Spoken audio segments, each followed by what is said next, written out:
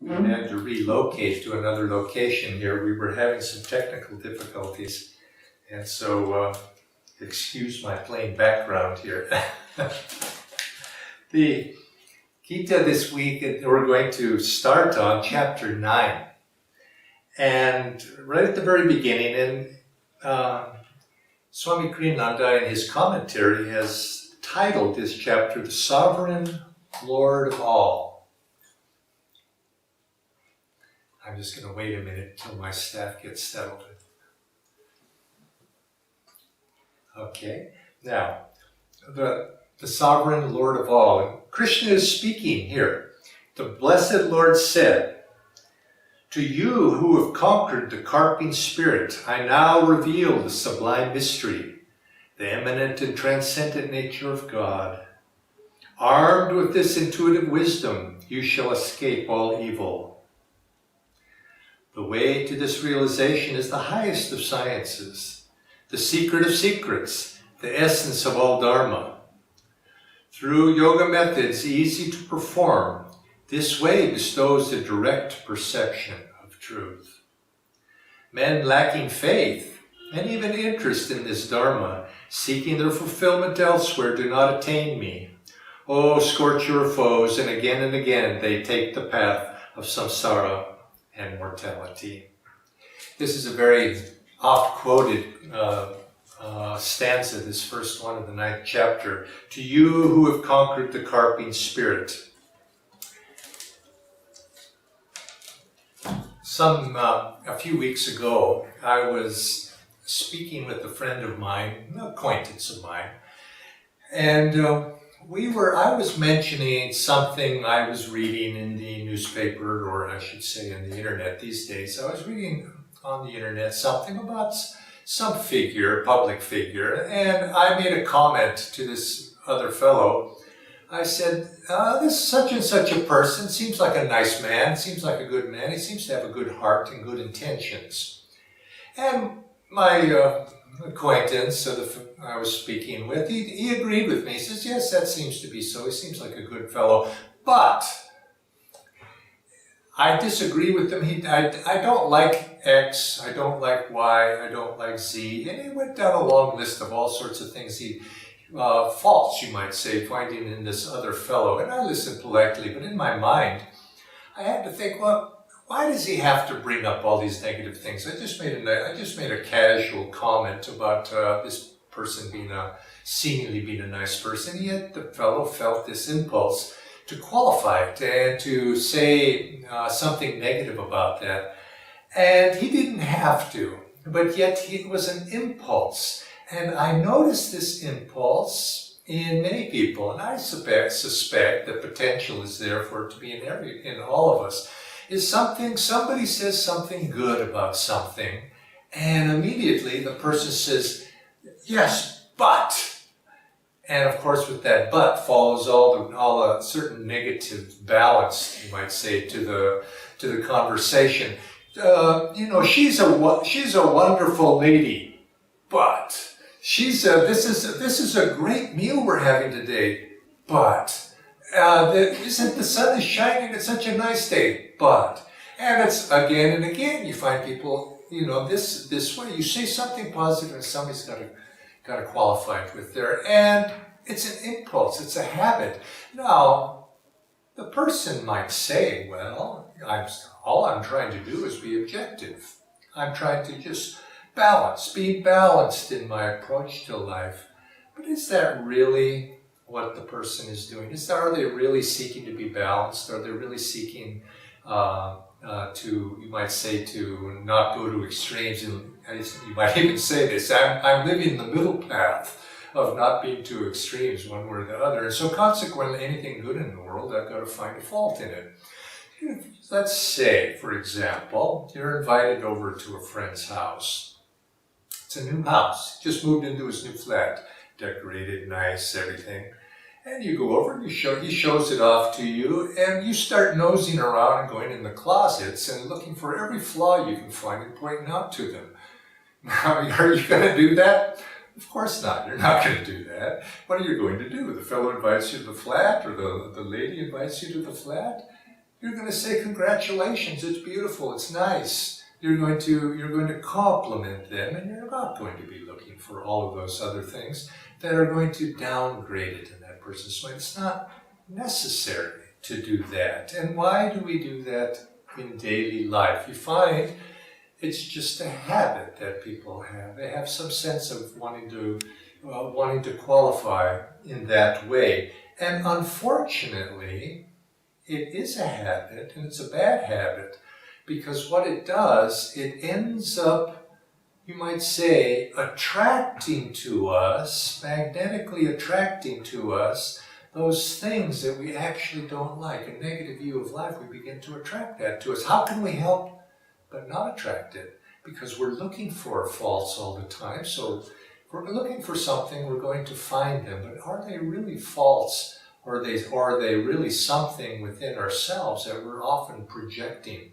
upon the world at large? And so consequently, you might find those cracks in your friend's closet, but is that really something in proportion that is going to be helpful to him, or is it going to be even helpful to you in that way? You're going to be, your tendency to see life in terms of every little imperfection is an extreme use of the power of discrimination. I remember, even right now, I can, on the wall that you can't see, there's a picture on that wall, and I can see that it's a millimeter out of being exactly properly placed. One side's a millimeter down. But now that might be useful if I was a picture hanger. And actually, in my younger days, when I used to be in my 20s, I was a foreman in a construction business, and it was quite useful because I could see if everything was plumb or level just by looking at it. Now, unfortunately, if you carry that to extreme, that talent, if you want to call it that, to the extreme, you begin to see life around you. Oh, that's not quite right. That's not quite right. This isn't quite right. And then it becomes a disease. It's a spiritual disease. And this is what's known as the carping spirit. We carp. We find fault with everything in life. I know a fellow here in India who doesn't matter what you say, he's going to find something negative to say. And nice man otherwise, but the gentleman has this tendency to be extremely critical. And no matter what you say, there's going to be a negative tinge to it. And so what happens is people very quickly learn to keep their distance, because if you sit down at the table with a fellow such as this and you begin a over dinner conversation, pretty soon it's going off in this complaining about this, complaining about that, and pretty soon you just don't want to have dinner with this guy, so you avoid him. Now what happens? That poor fellow, because of that habit, he finds he has no friends. He has no friends, drives people away from him, and he begins to assume an attitude of victimhood in life. Everything would be wonderful if the world just wasn't so rotten. If this was right, if that was right. And where can possibly a person find happiness in a world like that? So this is something we don't want to do. And what it does, more importantly, and especially in the context here of what Krishna is saying to Arjuna, he says, to you, O Arjuna, who have overcome that carping spirit, will I reveal these truths to you. You see, as long as we have that spirit, there is going to be that fault-finding, carping, that attitude of complete discontent, you might say, with life as it is. It acts as a psychic block. It's an attitudinal block that prevents us from being able to receive that which we really need. And in this case, Krishna is what he's offering spiritual counsel to his devotee. The guru cannot instruct somebody that has that attitude. Life itself cannot reveal its mysteries to us if we have that attitude that blocks the doors or closes the doors for us to be able to receive spiritual counsel, whether it's from another person, or whether it's from circumstances, or whether it's from our own higher self, or our intuition, because it's, you might say, it's the discrimination gone awry, or being misused. It blocks, and we're not able to see perhaps the goodness in life, and we only can see the critical. Now, you end up, so consequently, we become, if we have that habit, we end up becoming the victim. And it's a prescription for unhappiness in life. Now, I remember, you could say that this is a particular expression of something, one of my a song that Swami Kriyananda used to sing, that I always enjoyed it. It was one of my favorites of his. He called it devil worship, and of course the devil worship is in this case was the refrain was, what we need is light. You can't drive out the darkness with a stick. With a stick, you can't drive out the darkness with a stick. In other words, we worship, in other words, if we worship the darkness, which in this case devil worship, if we worship the darkness, ignorance, we're going to, or the negativity in life, by pointing it out in everything that we see, in a sense we're giving our energy to it. And that's what worship is, isn't it? We're worshiping the darkness. And you could say the person does that because they say, well, unless I can see those faults, how am I going to be able to deal with them? And yes, there's some truth to that. But yet we have to see faults with a certain dispassion. We can't be attacking our faults or being drawn to the faults in a worshipful way, of being attracted to them, of being drawn into them as the first thing we see. We have to be dispassionate from it and say yes. But the reality is not the faults. The reality is not the darkness. We can't see the darkness if it obscures what the true reality is, which is the light. And so consequently, you can't drive out the darkness with a stick, what it takes, or with dwelling upon it.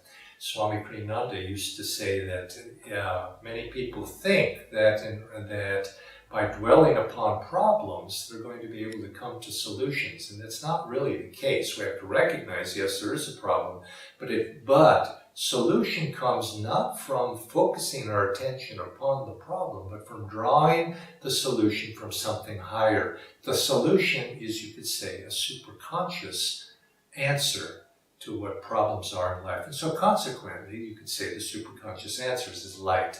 Light is the reality. One bit of light drives away the darkness. You can't say the opposite. You can have light, just like we have in this light. If you had a speck of darkness here, nobody would notice it. It would be lost in the light.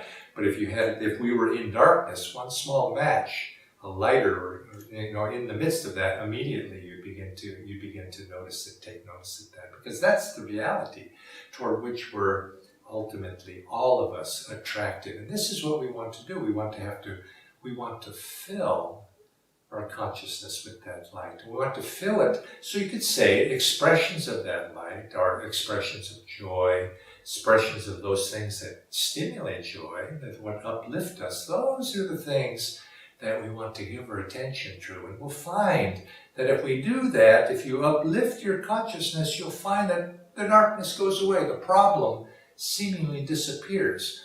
And this is the secret of why Lahiri Mahashaya, he said, solve all your problems in life with Kriya Yoga. Now, I had another acquaintance that when I told that to, he says, oh, that's ridiculous. How are you going to, I'm hungry. How is Kriya Yoga going to solve my hunger? Well, actually, it might actually solve your hunger, but very directly. Or he had this problem and that problem in life. And he says, Kriya Yoga is not going to solve those things. I have to, find some other method. Well, he wasn't very much of a devotee, but what Lahiri was saying, he says, if we have problems in life, if we meet that problem on its own level, it's only in the sense of logic and the discrimination that we're responding to it. What we need to do is uplift ourselves to a higher level of consciousness. And from that higher level, then we then see that, the problem you begin to see a solution to that problem from a higher level of consciousness. And so when he said that solve all your problems with Kriya Yoga, he wasn't saying that, well, a pranayama is going to make that external situation go away, but he was saying by doing the Kriya technique, we uplift our consciousness and our view of the world changes. And what was seen as a problem before, we begin to see is merely something that is in need of a solution, and we draw that solution to us to be able to respond to that. And this is again responding to the darkness by shining a light on it. Now there's another story that I've always found very, taking this in a little bit more spiritual realm, and it was always very inspiring to me. There was a great saint, many centuries ago. I think she lived in what's now Iraq. Her name was Rabia al-Basri. And Rabia was a lady, and she was a great lover of God, a great saint, and living at that time. And she became recognized as such and attracted many truth seekers to her. And one day, one of her students, disciples, admirers, asked her a question. He says, "Mother, do you love God?" And she says, "Of course I love God. Of course I love God." And then he went on, he says, "Well, do you hate the devil? Do you hate Satan?" And she's, and then her answer surprised him. He says, "No, I don't hate Satan." He says, "My love for God so consumes me. There's no place in my heart to hate anything but to love God." And I always thought that was a very beautiful answer, and I'm sure it is a beautiful answer because it's passed down many centuries after to this. Where is there room for hatred if love is in the heart? This is how the devotee wants to be, is that we want to love God to such a degree that there's no possibility for there to be anything other than love. And so consequently, when the devotee has that love in their heart, they don't see other people in terms of their faults. What they do is but they're not naive either. They're not naive, but you see other people and you see them as their potential. So you look at it, when you feel real love, you see another person and you feel sorry for another person if they're in ignorance. And this is often the case, is that people mistreat you, and you want to get back at them or have your revenge or say just that right word that would cut them down to size. And this is how we are. But if you really see and feel in your own heart, you see, and this is where it starts, you have to feel that love and compassion and empathy for other people in your own heart. When you feel that in yourself, you begin to see the world in that way, and you begin to see other people that way. And when somebody behaves badly, and sometimes toward you, badly toward you, you don't hate them, because you just see that, they're suffering. In a sense, by perhaps directing their anger or discontent to you, they are going to attract that back to themselves. And so how can you help but not feel sorry for them? And so you see them in that way, because you see they are children of God. You see everybody in terms of their divine potential. But this is the secret of the saints. And as the saints, they don't hate anybody.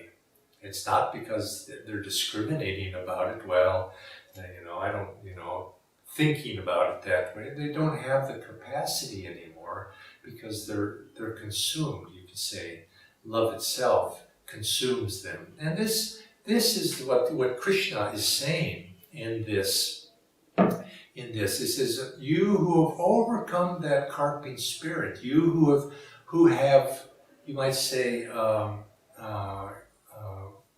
no longer have that capacity. It's not that Arjuna had to withhold that carping spirit within him, although sometimes when we're trying to learn these things, we need to be able to exercise that self-restraint. But he just naturally, he'd overcome it. He didn't possess that anymore, because he was his devotion, his inner attunement with his guru had reached a point where he was now in tune, and he was capable then of drawing what Krishna had to offer him. So this is something for each of us. We have to approach it. One, restrain yourself. Get rid of that bad habit. But the real way to get rid of that bad habit, of course, is to be in love with God. You're so consumed with love for God that you don't even have that tendency to be of a carping type. Now, in the few minutes I have left, I'd just like to come to this third of these three stanzas and say just a few words about this. Men lacking faith and even interest in this Dharma, seeking their fulfillment elsewhere, do not attain me, O scorch your foes. Again and again they take the path of samsara and mortality. Lacking faith, and then the part that I wanted to comment on in this Dharma, or even interest in this karma. And this is the thing that is something for the devotee to meditate on this. The quest that we're all on, the desire for self-realization, the wish and the prayer for God to come, or if you see it in your own heart, to realize your own higher self and self-realization, it begins by having that interest, you could say. And because so many people in life are simply not interested. And this I'm sure all of you have had the same experiences I have. So you become interested in these things, and you think everybody is interested, and you want to share this with everybody. And this is a good impulse to have. And the desire to share these teachings with others is an expression of an expansion of our sympathies, which is a good thing. But be careful, because you can't have the expectation that people will always be interested. And I see that as I try to interest people in these things, and they're not. There's so many people are not. And I'm sad about that. But it's a realization, that's how life is. But then that realization of seeing the lack of interest in others, or what they're missing, makes me introspect and realize that this is what all of us need to look within ourselves, because the spiritual path begins with a desire for God. A desire, if you don't say God, if you express that in some other fashion, it's the desire for something more. Paramahansa Yogananda said the desire to be happy even, or desire to avoid suffering. But that awakening of interest, this is something that we must not take for granted. We have to stoke that interest and keep that interest alive. And if you keep that interest alive and you do not let it become fallow and let it wither, you might say, you have to keep feeding that plant. It's like a little growing flower. You have to feed that flower. You have to water it. You have to fertilize it and tend it until finally it grows within you. This is where all of us need to come back from time and time again. Don't become too obsessed with techniques to the degree that your devotion and your love and your aspiration for God begins to wither. Because that's really what the heart of devotion. Master told Swami Kriyananda, who was a brilliant man and of intellect very elevated, he came to Yogananda, and Yogananda told him right from the beginning, he says, you must get devotion. How dry your life is. You don't have devotion. And when the life is dry, the spiritual life begins to dry up as well. And so this is for us. If we get that devotion first, then everything else will begin to flow with us. Our techniques that we practice will begin to flow nicely. The intellect and the part that our understanding of the spiritual path will become natural. our intuition begins to grow. But it all begins with devotion. And the heart of devotion is a sincere desire for God, a sincere desire for improvement or desire to expand our awareness. And that takes interest. Don't be indifferent. You could say, one of Yogananda's sayings was that what man seems to lack is a spirit of adventuresomeness, spiritual adventuresomeness. Approach the spiritual path in that way. Just as if you go, remember as a child when you went to the zoo or you went to some new place, you were so curious. You had to run for this exhibit and that exhibit because you wanted to know. And that childlike quality is something that we should cultivate and always keep alive. Let's make the spiritual path a spiritual adventure, something that we explore hand in hand with the Divine Beloved. So many blessings to you, and next week again we'll continue with this 9th chapter of the Bhagavad Gita.